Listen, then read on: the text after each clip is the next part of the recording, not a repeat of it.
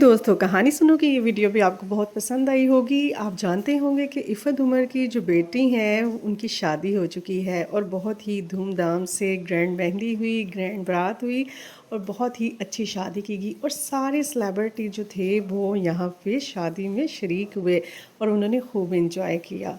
इफ़त उमर की बेटी ने जो है वो एक अंग्रेज़ से शादी की है। इफ़त उमर भी खुद भी बहुत खूबसूरत लग रही हैं। इस शादी से रिलेटेड जितनी भी वीडियोज़ आएंगी मैं आपसे इसी चैनल पे शेयर करूंगी। कहानी सुनो के चैनल से आप लोग मेरे चैनल को पसंद करते हैं, आप लोगों का बहुत शुक्रिया। आप मेरे चैनल को देखते रहें, सब्सक्राइब करते रहें। Thank you for watching my channel कहानी सुनो।